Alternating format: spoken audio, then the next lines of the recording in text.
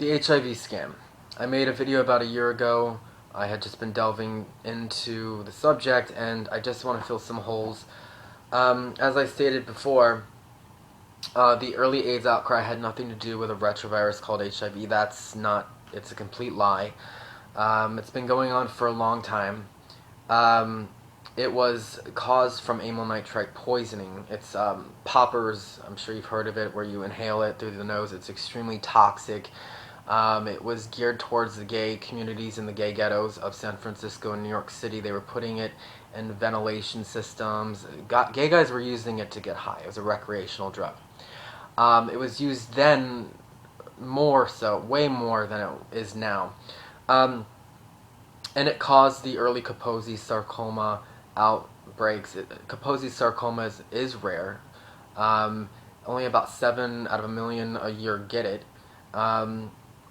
If that. And so it was unusual. And the NIH and the CDC and Dr. Robert Gallo took it upon themselves to get up in front of a press conference and inform the public that it was all due to a retrovirus called HIV. And they just happened to have this antibody test in their back pocket.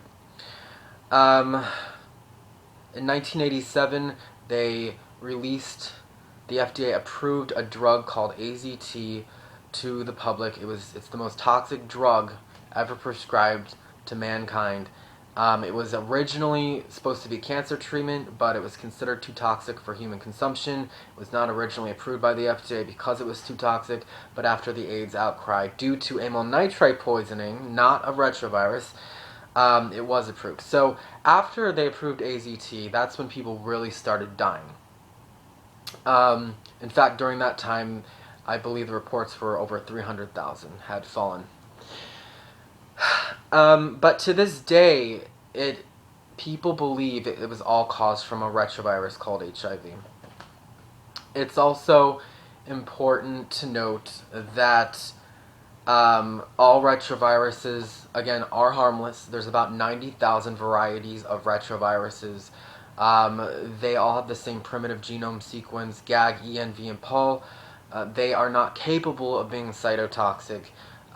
They are transferred into us from our mother while we're in the womb as babies. They play a large role in cell replication.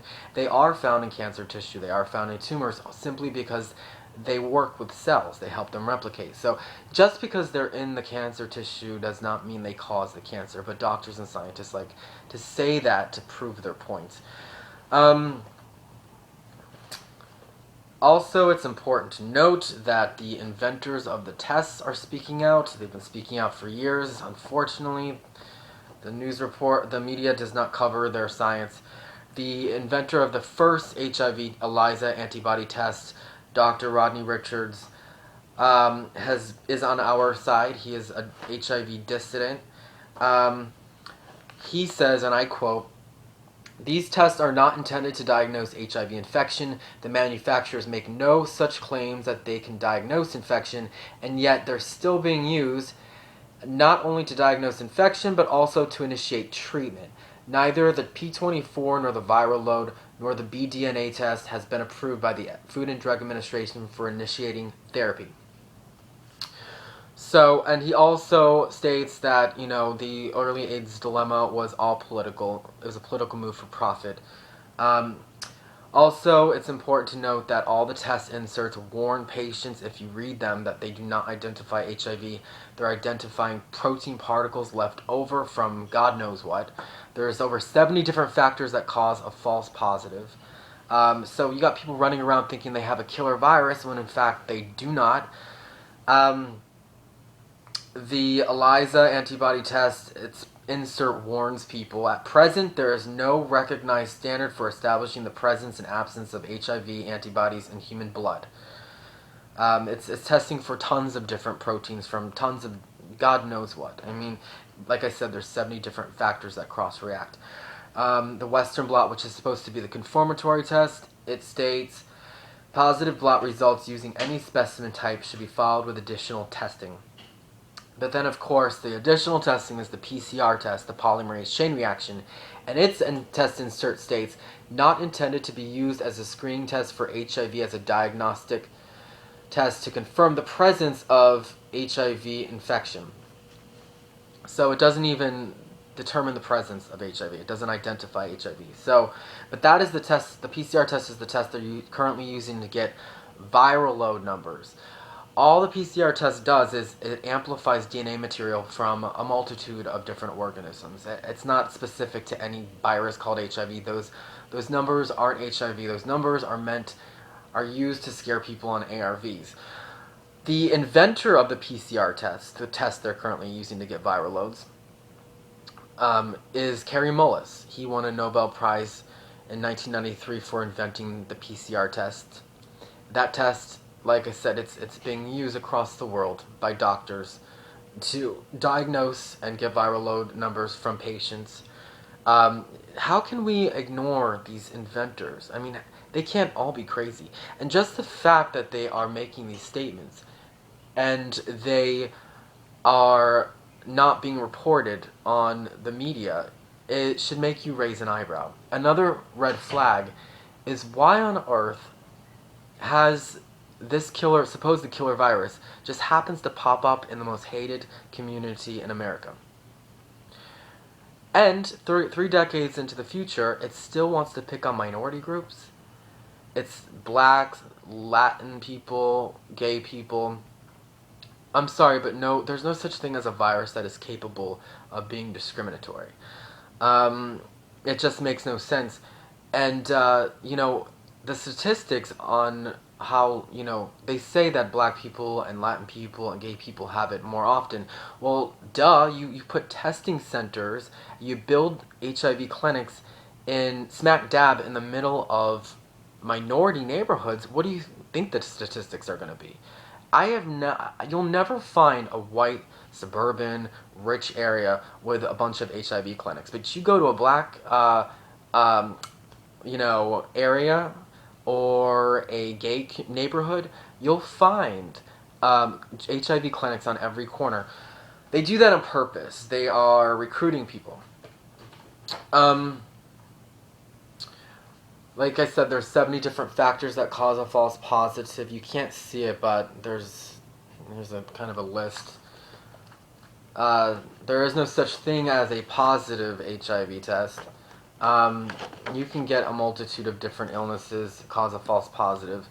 The protease inhibitors that you take afterwards do make you feel better sometimes because you may have a fungal or bacterial infection, and it is poison. It kills whatever's in your blood. So. Also, the only reason why HIV or AIDS is still considered an epidemic is because they simply have the CDC and the World Health Organization redefined AIDS. They included the T cell count, which was defined in 1993. It basically says if you have a T cell count below 200, then you have AIDS. But, there are people who aren't even considered HIV positive from one of these tests who have T cell counts below 200 all the time. I mean, they're not dying. What it is everyone has different body chemistry. So, some people do have low T cell counts. It doesn't mean that they're unhealthy or they have AIDS. It's just a T cell count. It has nothing to do with health. In fact, Canada doesn't even recognize the T cell count definition. People who have AIDS in America, if they go over the border to Canada, they no longer by law have AIDS, which is absolutely ridiculous. What kind of research is that? It makes you wonder if we're even talking about the same virus. It's also important to note that the only reason why it appears that AIDS is still an epidemic is because the CDC and the World Health Organization has expanded the AIDS to include 27 old diseases. So let's say, for instance, my grandfather who died from pneumonia. He has an HIV negative diagnosis. The coroner and the state legally titles him an pneumonia death, a pneumonia victim.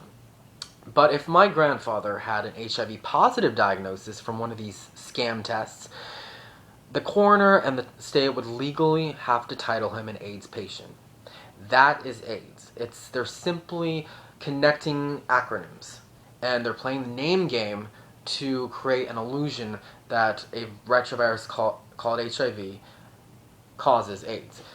These people are just thrown into the numbers based on a positive test without any. It's a presumptive diagnosis without any proof from an actual electron microscopy test, which the electron microscopy allows us to look into the blood to isolate the virus.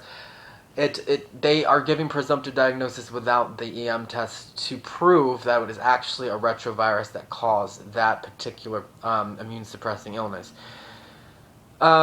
It's also important to note that HIV has never been isolated. It's never been isolated. They have never used an electron microscopy TEM test to get into the blood and take an electron micrograph image of a purified culture. It's always an unpurified culture. They're taking pictures of random protein particles. I will show you what a purified population of retroviruses looks like. That, if you can see it, is a purified population. There's no debris. This is what Gallo provided people in the 80s. That is it's a dirty culture. And Montagnier, who won a Nobel Prize in 2007 for supposedly discovering HIV, he publicly announced in 1997 on French TV that he never isolated HIV, and neither has anybody else. They weren't able to do it. You have to isolate it. You have to put it through the density gradient centrifuge, separate debris from the virus, and then take an image, an electron micrograph image, using the EM test to isolate and take a picture of this virus, and they've never been able to do it. That's a fact.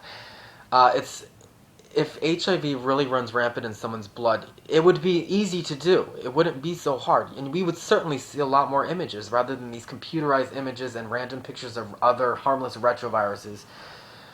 The truth is, all in all, the CDC, the World Health Organization, they don't make money from drug overdoses, nutrient deficiencies. They make money from viral epidemics.